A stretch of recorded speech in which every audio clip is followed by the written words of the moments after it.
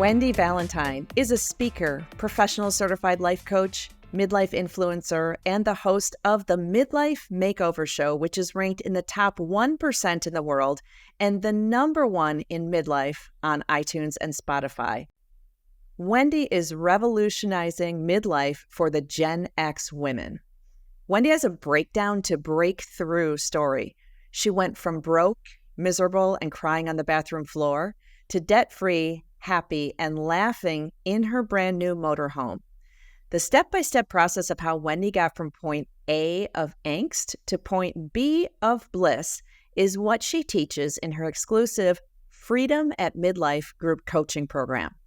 Today, we're talking about going from depressed and divorced to happy and free, and we are speaking to midlife women who are in the process of divorce. Welcome, Wendy. Well, thank you, Tracy. It is awesome to be here. And I love talking about this stuff. I was actually thinking earlier, I was like, okay, what interviews do I have today? I was like, ooh, we're going to talk about divorce. And I literally was thinking, I'm like, I've got to take my mind back there. It's like, and I was like, I was trying to remember actually how miserable I was in the beginning of the whole thing. And then how happy I am now. I was like, wow, like what a transformation. But anyone that is out there listening, watching, that's what I want for you. I want for however long it takes. And at the very end of it, that you're like, oh my God, I'm so glad I made this transformation. It's so freaking worth it. One of the things that I find that women in my community struggle with is we get people like you who are talking about you can overcome, you are going to have a better life. And when you are in the thick of your divorce, that seems so unachievable. It's like, oh, easy for you to talk. You're on the other side. And so It's important to me to have stories like yours, to hear how you got through it, because there is a way through it. And it just isn't, easy for her to talk. So hit us with it. What happened? Let me tell you my story. Let me tell you, it's a doozy. So I'm going to take you back. So right now I'm 51. I was 45 at the time, like right, when midlife is really cranking. And I found myself literally laying on the bathroom floor, bawling my eyes out. I was going through my divorce. I had chronic illness. I had black mold toxicity, Lyme disease. I had panic attacks, anxiety, depression. Did I say anxiety already? My brother just died. He died at the age of 49 years old. Unfortunately, I watched him die. So that was a pretty traumatic event. I was unemployed. I'd been in business with my husband for 20 years. So I had built my whole life, for the last 20 years around that. I had over 150 grand in debt. So yeah, I was pretty freaking miserable. And I had an empty nest. My youngest son was just about out of the nest. And it was kind of one of those moments like, now what? Who am I? What am I going to do now? And it was so overwhelming to me to where it was just paralyzing. Like, where do I even start? Like with any of it? And then of course, emotionally, I didn't feel like it. I didn't feel like trying to do anything to make my life better. And then as I'm sitting there, I have this vision of driving an RV across the country. And it was something I'd always wanted to do. And I was like, okay, that's a crazy vision. Like, you have no money, Wendy. You don't have a job. You certainly can't buy some fancy RV. This is not going to happen. But then I was like, I'm just going to entertain the idea. But what was cool about this vision, it wasn't so much the RV. It was the woman behind the wheel.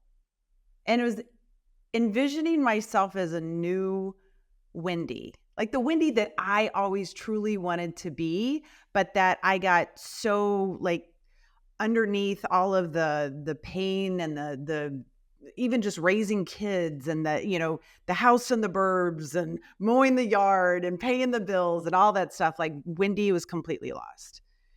And so when I envisioned this new woman driving across the country with the windows down and cranking up the music and singing and watching like the desert, sunset. And I was just like, oh, I want her.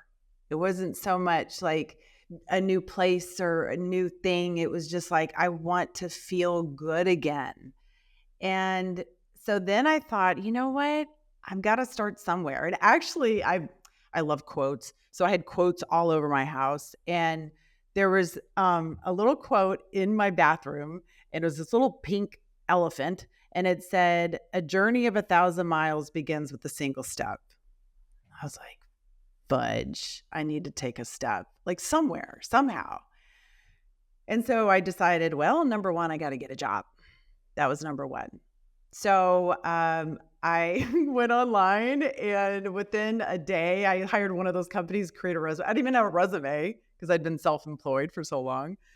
And I sent my resume out all over the world. I was like, I'm willing to go anywhere. I don't care. Like, we're going to make this happen.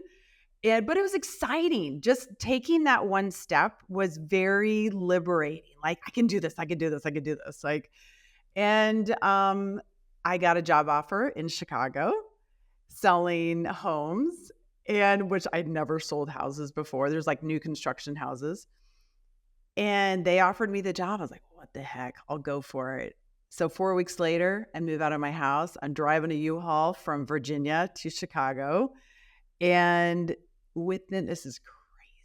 Within a year, this goes to show the power of determination. And if you keep focused on your goal and your dream, like the stars just align, everything falls into place. It's crazy. But you have to believe in yourself too, of course, and have faith in yourself. But within a year, I went from making $0 to $500,000 and Wow. paid off all that debt. I know, paid off all that debt. And then while I was working my day job, in the back of my mind, I was like, this is just temporary. This is just temporary. And I do want to make a point about that. Sometimes you're going to have to do some things while you're going through your divorce, or maybe after the divorce, that remind yourself it's temporary. You might have to One of my friends Yeah. says, I can do anything for a year. Like, Yeah. think about what that next step is that Yeah. you need to make to move forward. And maybe it is taking a crap job that you don't really want to do, but tell yourself, I can do this for a year. And what's the next job after that? Yes. And even before I had got to that point, I had lived, my husband lived upstairs. I lived in the basement. It's temporary. I kept reminding myself, it's temporary. It's temporary. I wanted to be in the basement. It was a walkout basement, at least. I could walk out, but it's temporary, and you have to keep reminding yourself, like, this is just for right now. It's a stepping stone. This job is a stepping stone. Like, this place is a stepping stone. It's fine. Like, you keep focused on wherever you're wanting to go.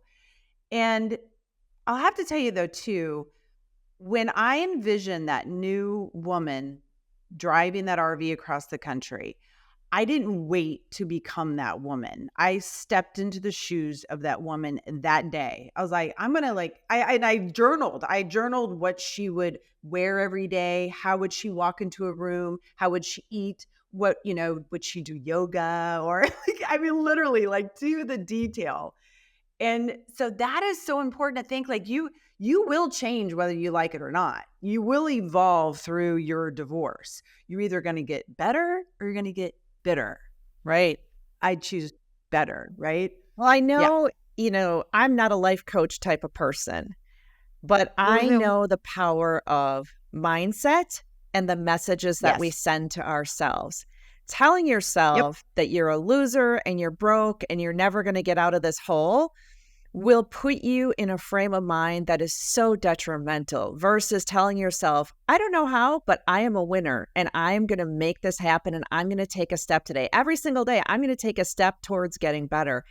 It does work. I don't care how woo-woo it sounds to anyone, because I'm not a woo-woo person, but it works. Mm-hmm. I always say your mind is either your best friend or your worst enemy, your biggest cheerleader or your worst critic. And you decide. Nobody else gets to decide but you.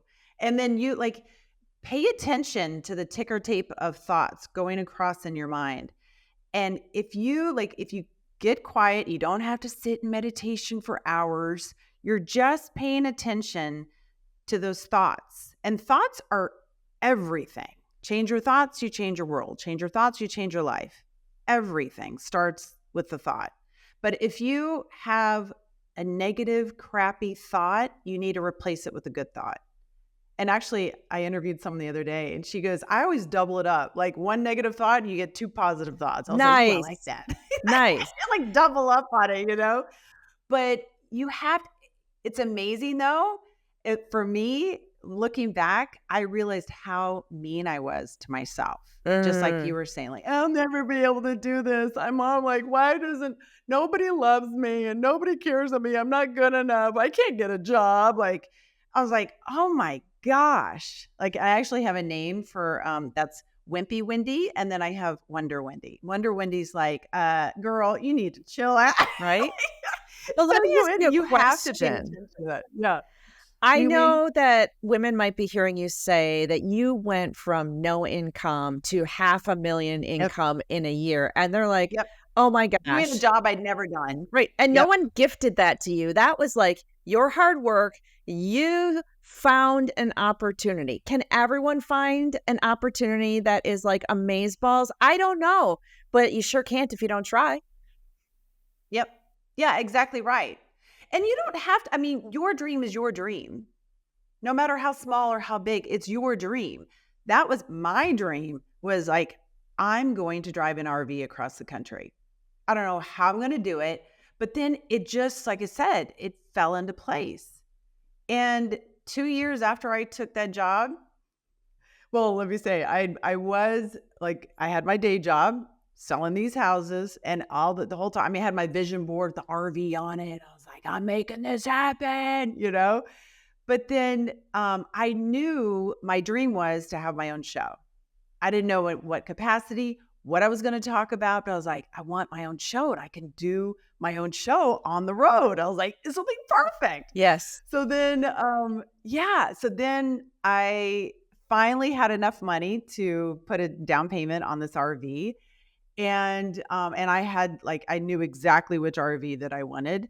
And so I was working on this podcast, I had launched yet, but then ordered the RV in Nashville, Tennessee. I drove down there on a Friday, took the day off from work. I drove it back on Sunday, and Monday morning I walked in and I quit my job. I was like, Woo! bye. Like, I got to go. But you know what the coolest thing is? My boss had said, he goes, you know what? He goes, you go be Wendy. And it was like the greatest thing like someone could say. He's like he knew. Like, I hadn't had a chance to really be Wendy maybe not my entire life, but majority of my life. So, yeah. And then took off across the country and started the show. Well, let me ask you a couple questions about your divorce, because I know that there was something that was holding you back from getting divorced. What was that? Me. Yeah, I mean, I was kind of like, actually, I had a decent divorce. I did not have a nasty divorce. I went into it going, you know what? I've had so much trauma in my life. And I'm like, I can't handle any more trauma. I'm like, I want to get through this divorce and I want to move on with my life. I want him to move on with his life, which we have. But I kept making excuses like, I should probably stay. Like, I have a nice home in the burbs. And is it really that bad? But Wendy couldn't really shine in this marriage. He was actually he's a great guy. He's a really great guy, but he wasn't for Wendy. And in order for Wendy to be Wendy, I could not be with him anymore. Okay. So it was a hard decision, because it's not like it was some nasty, horrible thing. And, it's like, that's an easy way to be like, so long, but it was comfy. Mm-hmm. And a comfort zone is a beautiful place, but nothing ever grows there. And I definitely wasn't growing. I was not becoming the woman that I knew I could be in life. And as we all know, life is too short. It's so true. So what Yeah. did you learn from your divorce? Did you learn something through the process? I did. I learned so much. And that's like such a good thing, that even when I was going through the whole thing, I was trying to pick up on all the little nuggets of wisdom along the way. And I learned that relationships, like, they come and go, and they don't have to be labeled as good or bad, or that even the person is bad. It just was. Like, it's and I also know too, like, I mean, I have 3 boys, and I wanted to teach them that it's okay if relationships end. It's totally okay. You don't have to stay with someone if you're not happy. And I wanted to teach them that you can go through a divorce without it being horrible. And I know it's not always that easy. Like, you could go into it going, I'm going to make this the most peaceful divorce ever. And the other person is not. But you control But your own reaction and your own emotions. yes, yep. Yes, I'm all about being more proactive than reactive, right? It's better to prevent than to repair. And I always felt like I would try to be a few steps ahead. I was trying to just do my thing. And I tell you what, it's kind of like, I feel like when you start to move on in your heart and your mind and in your daily actions, then everything will just unfold. It sounds like it's like, oh, it's going to be that easy, but what are your choices? I mean, either move on or you don't. So you got a new best friend during your divorce, I understand. And I feel like I already know what you're going to tell me for this one, but who became your best friend during your divorce? Me. Yeah, I knew it. Yeah. It was totally me. Yeah, and kind of going back to like the thoughts, and I had to become my own best friend. And even though I had a pretty decent support system, I had a couple of really good friends and my Aunt Annie, and that helped me to get through it. I had a good therapist, but I had to learn to become my own coach, my own therapist, my own cheerleader. And I still do.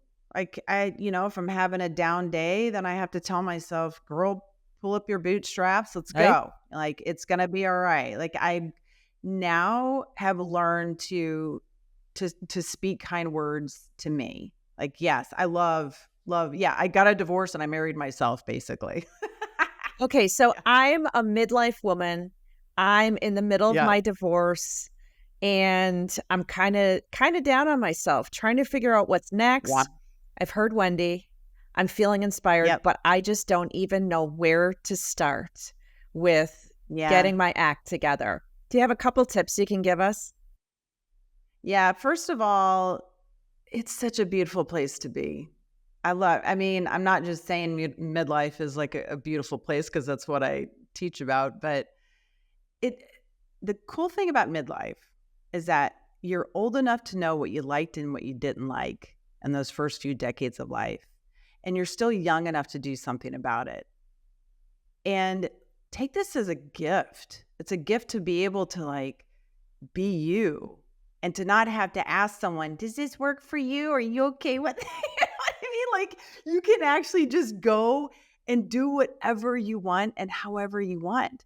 But as far as like gaining clarity, sit and journal about it. I loved journaling. Like, who do I want to be? Listen. What life do I want to live? How do, and I mean, obviously if you're at midlife, you're probably at an empty nest or an almost empty nest. You got to imagine what your life is going to look like when it's just you.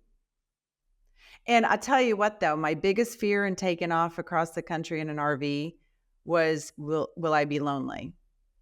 And I was not at all. There's a difference between being alone and lonely. Yes. Yeah. And I was never lonely. And it allowed me that time to reconnect with me. And honestly, like, one of the biggest things that I learned from the whole thing was I have always stood in my own way.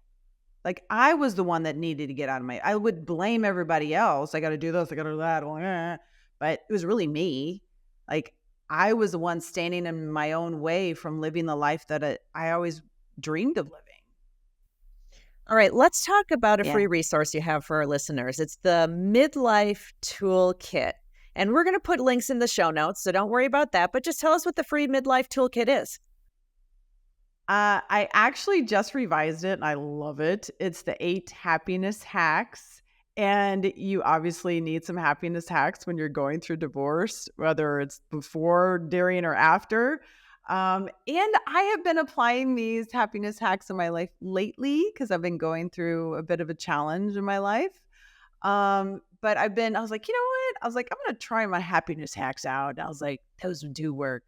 But they're just simple little things to do, whether it's taking a walk, going for a hike, getting out in nature, watching funny movies, like anything just to give yourself a little pick me up. That's right. And because when I look back at that time when I was laying on the bathroom floor, miserable, I had two choices, right? Like I either get up and do something about it or I stay miserable. And honestly, like staying miserable was more effort. That was harder Yeah. than actually like getting up, getting a job, moving to Chicago. That was easy compared to staying in a miserable, depressed state. And now I know what it's like to be that depressed That's right. and that miserable that I will never go back there. Now, like if I feel that it's coming back, then I'm like, oh, no. We are not going back there. That's right. Like, we're going to go do something about this and you are going to move on in your life. Like, no. So it's good. I'm actually grateful for the depression. I'm grateful for the divorce. I'm grateful for all of that. And that's not, it may not be like the gratitude will not come right away, but later on in life, it'll come. And it's just like Steve Jobs said, you can't connect the dots looking forward. You can only connect the dots looking backwards. Right. So a few years from now, you will look back and be like, oh, okay, ... That's got it. Right. But yeah, become your own best friend and start dreaming again. I think as adults, we forget to dream. Tell me about your group coaching program that you have. Yeah, so the Freedom at Midlife group coaching program, it's 7 weeks long. And you're with other women that are in the program. And then we meet once a week live. And it's 7 different modules with videos, and you get your Freedom at Midlife playbook. But we do everything. It's so freedom is actually an acronym. F is free yourself. R is reset your life. Let's see, envision a new future, experiment and explore, detach from tomorrow to live for today. O is own your badass self. And M is master thyself. Perfect. I love it. Yeah. So it's awesome. Yes. Well, we, of course, again, are going to link to everything in the show notes. This has been such a fun conversation. It is, I appreciate that you are willing to share your story with us and be a little bit vulnerable. I know that our listeners are really going to appreciate it as well. So thanks again for being here. Thank you. Yeah. My pleasure. I love talking about this. And we loved having you.